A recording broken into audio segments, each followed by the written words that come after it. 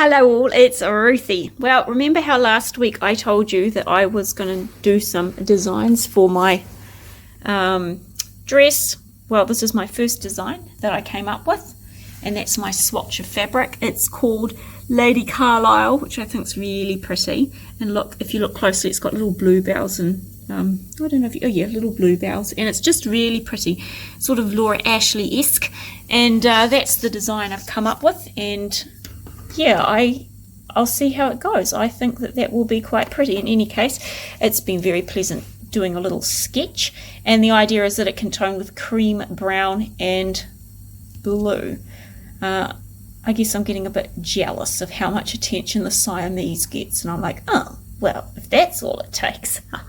And then I'll tell you more about this later, but I'll just quickly tell you about this, because you know how I like to spend my evenings either listening to a audiobook or I try and read and draw, just so I have more of a wind down time. Well, this turned out at a very opportune time.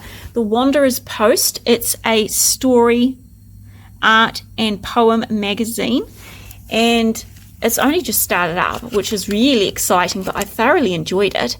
So you should definitely check out their website and their Instagram, and I'll see if I can link it below in this blog. But an opportunity for my fellow writers and artists, and I know that many of you are artists and writers. They are looking for stories and art. So could you create a short story, poem or artwork? We want to hear from you. Submissions are open to everyone, no matter your level of experience. So there you go. Imagine that. You could have your poem or story or picture published in the Wandering Post, and then you would be able to be read all over America and Australia and in the UK and wherever else it's going. And more than that, you'd be able to be read by me as I sit in my little quiet evenings in front of the fire, although I guess it won't be in front of the fire soon. It'll be under the air conditioning unit as I moan about the heat. But there you go. What could be nicer than that? Your story in this magazine, and then I could read it. Well, it certainly sounds nice to me, nice for me. So you should check out the Wanderer's Post. And I am going to make at least one more video on this, because I think it warrants a more thorough enthusing. But in the meantime, it's a delightful companion for, well, the last of the wintry evenings. It's still quite cold down here. So yeah, that's my dress design that I'm working out for one of my summer frocks, and that's my fabric, my swatch of fabric, and I guess we'll see how it goes. This is Ruthie again saying it's not the the Wandering Post, it's the Wanderer's Post. Sorry about that. My dyslexia is not as pernicious as it used to be, because I'm a big Ruthie these days, but sometimes it does trip me up, and indeed it did trip me up. So it's actually the Wanderer's Post, not the Wandering Post, as in I suppose the post goes to wherever you are when you're wandering, not a post that goes wandering around. And now that I think about this, I feel rather foolish. But anyway, it's still very, very marvellous. And look, on the whole, it's all meant to be, isn't it? Because I can do this amazing dramatic close-up with dramatic music. And now it's really been glued in your mind because of my little mistake. So it's the Wanderer's Post. Wanderer's Post, not the Wandering Post. Oh dear. Well, it's still a jolly good read. So this is what a really nice day off looks like for me. It's rather cold and windy.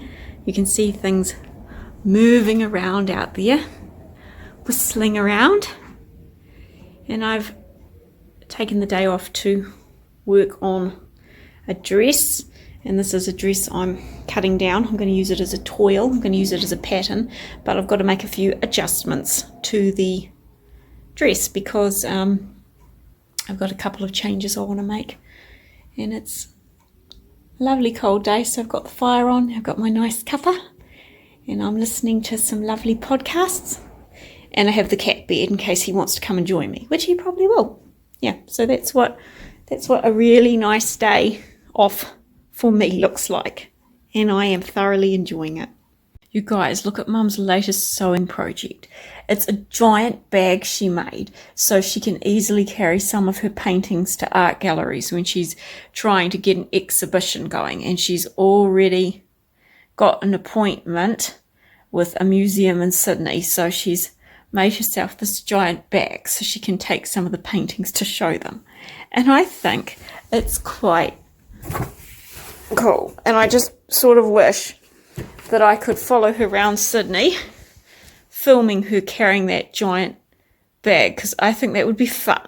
But of course, I can't go anywhere because I have to babysit the house lion because he's emotionally sensitive and always needs someone around to take care of his needs. Just look at my finger. It's got sticky plaster on it because Eureka ripped into the tip of it and made it bleed. But I got off lucky. You should see Dad. He's got a whole bandage around his hand because we made the very big mistake of letting Eureka stay up past his bedtime. If we don't put him to bed at 8:30, he goes from being quite a nice cat to a mean, horrible cat. And we let him stay up to 8:45, and as a result, we're all bleeding. And he's now, well, I should say he's in the laundry in disgrace, but he's not. He's eating a big bowl of fish because I thought if I gave him a second dinner, he'd go in there without attacking me. And at this point, we all have a fearsome respect for him. Look at this, you guys. I've put Eureka outside with his little friends on the hay bale, which I know he loves because he's been getting quite fat. So a lot of this is because me, Mum and Dad haven't been coordinating our feeding schedule with him. So he's been getting about maybe 9 meals a day, and that might be on a light average. And you know, you just can't stay slim on 9 meals a day. And I'm not blaming him for it. It's totally our fault. He's so cute, but he was following me around the kitchen trying to get another meal because he's only had 2 breakfasts. But look, this is an improvement on 3 breakfasts. We've got to wean him off slowly. And he got so bored, or he was so agitating for food that in the end I said to him, why don't you just go outside and play with your buddies in your hay bale, which I know you love because they do love that hay bale. So he's out there having a fun time with his hay bale, hopefully thinking about something other than food, because he's not getting dinner till 6:30 tonight.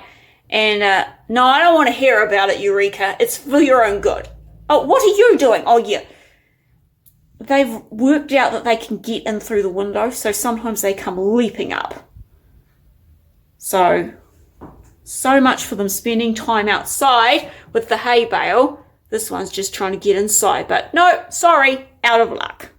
You most certainly will not be coming in through the window. What, and jump on all my clean dishes? Yeah, you'd like that, wouldn't you? Well, it's not happening. Go have fun with your hay bale. Hey, get down. No. You're all supposed to be out there enjoying the beautiful smells of nature and not thinking about eating. You get plenty. This one gets fed by us and the neighbour. And, well, we've already gone into how much this one gets fed. No, I will not be feeding you. I can't believe you're up there. What is this? 3 of you?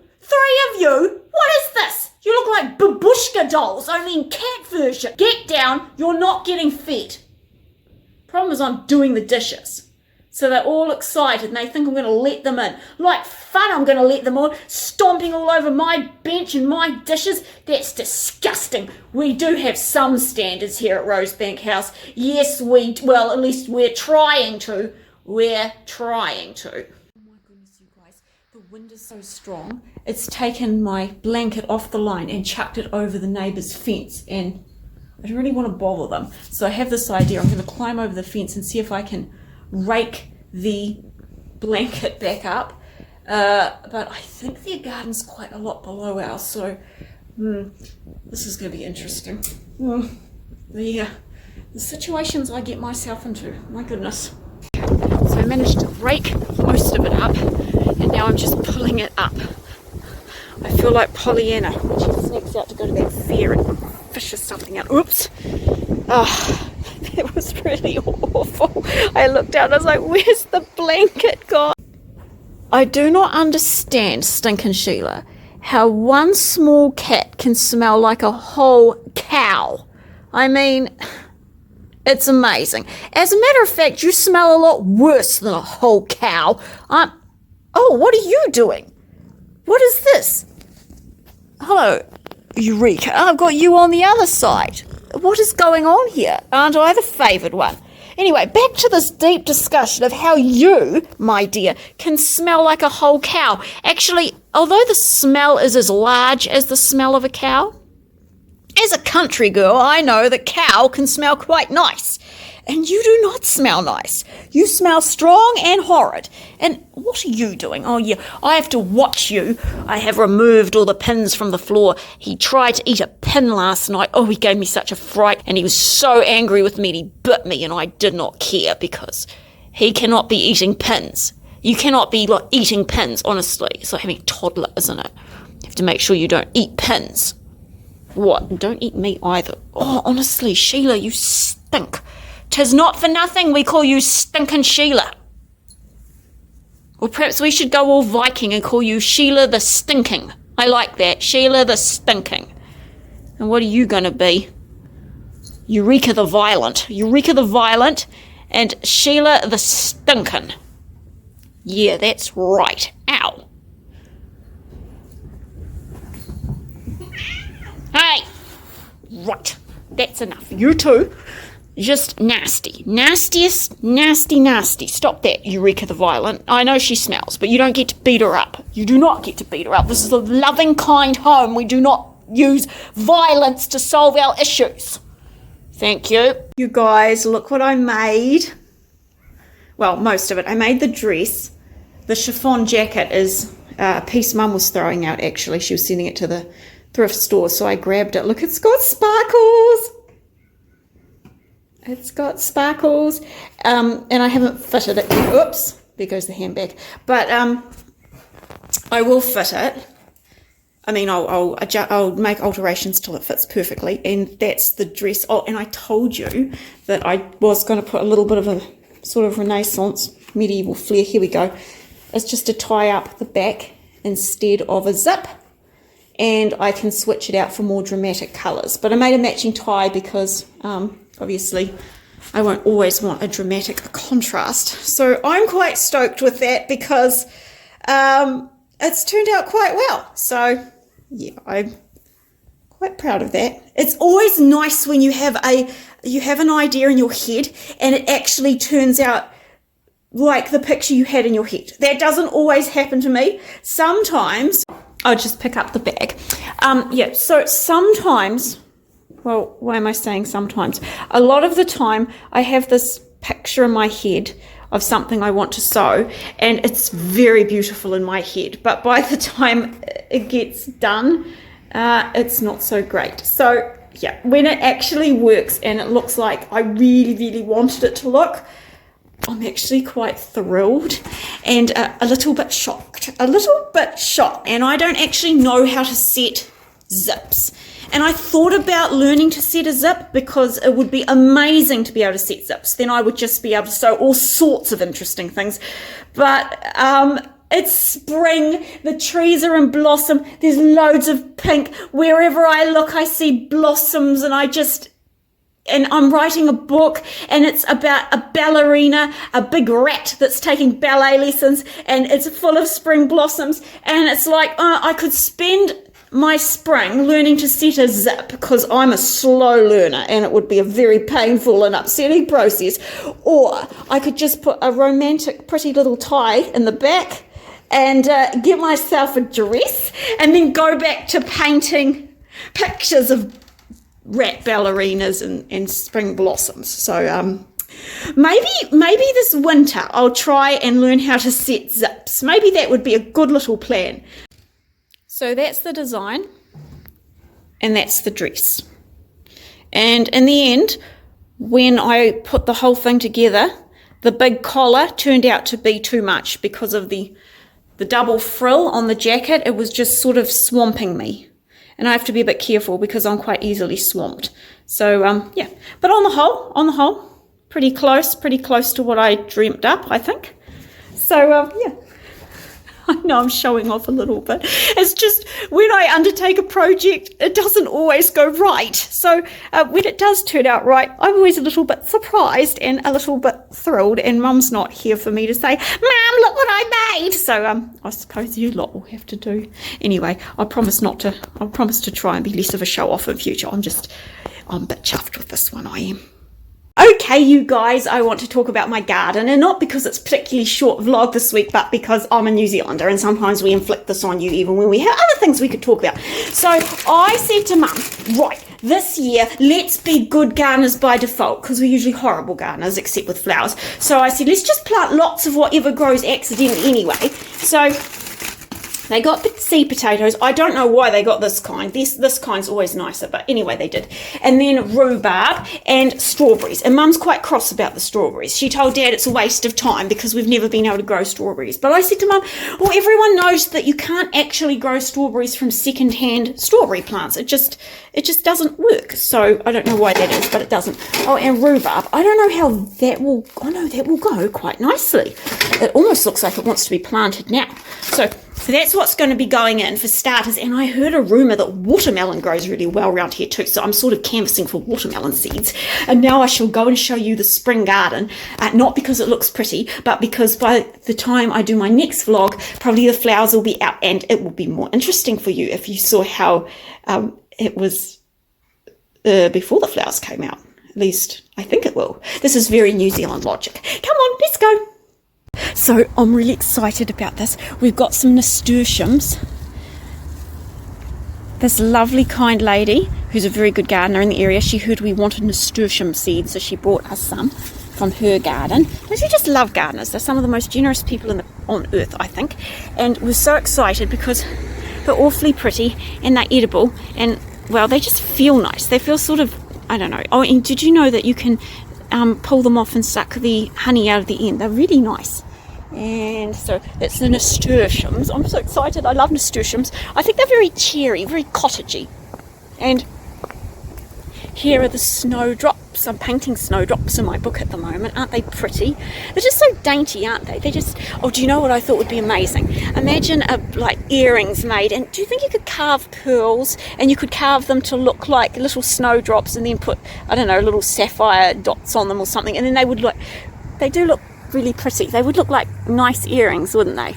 I don't know anything about jewellery. I don't know how that would work logistically, but I am confident it's a pretty idea. And here is the Bluebell Brigade. I just cannot wait. I'm so excited. I'm so excited. Are there any little buds starting? Way down. Oh, not really seeing any. Just a few snowdrops popping up. And we put in some lily sort of things. I don't know if they'll come up or not, but that's the bluebell patch, which, as you know from last year, will be just exquisite. I don't think I was blogging last year, so I'll be able to really show you this year. And there's our pretty little snowdrops that make me wish I had earrings that look like snowdrops. And then we come up to the banks here. Oh, this is going to be so pretty when it goes. Look at this. Look at all the little buds. Oh, I do like that. And you know what's really interesting with spring blossoms is, well, one night you go to bed and there's just nothing. And then the next morning it's just covered in flowers. And you never know when that's going to happen. And Mum and Dad were really kind because I said, oh, don't trim it back. Let it get a bit overgrown, because for filming and videos and pictures, a bit overgrown looks so much prettier. And I'm hoping these will all explode with blooms too, which I think would be so pretty. And then they'll be sort of hanging down. And oh, and here we come to the hay bale that you will have seen in other videos. Oh, the other day it was really windy, and our cat, who's currently on a diet because we let him eat too much and now we feel bad, he was out here because I thought he needed some outdoor time, and he found it too windy and he was huddling behind this, and I felt very rotten.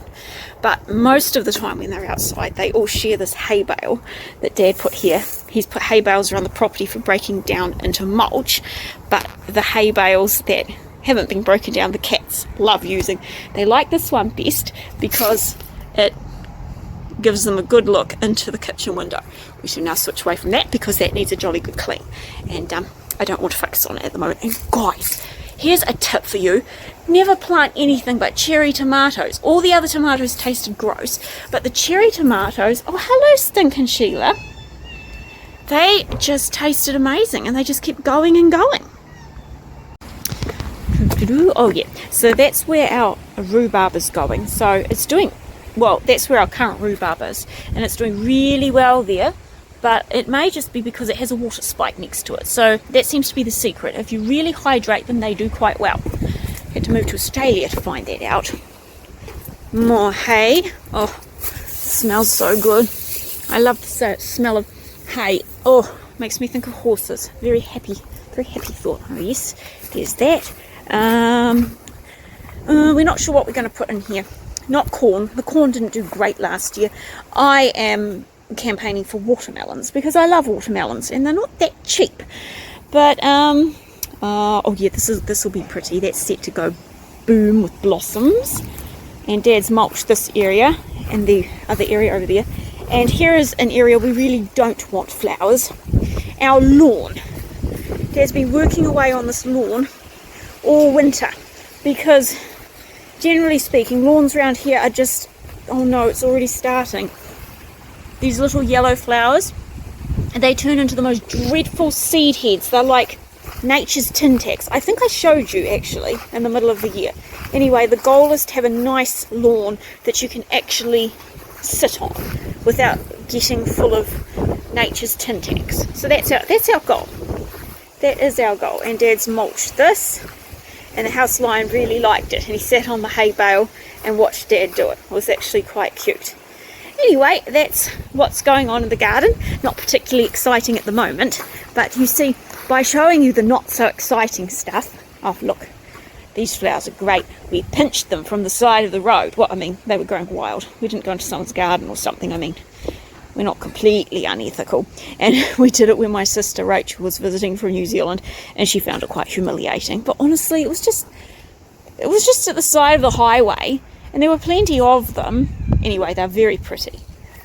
So, yes, imagine how much more exciting the garden will be when I show you in all its blossoming glory. It's always best to look at it plain first. Hello, Stinkin' Sheila. No, I don't want you coming in.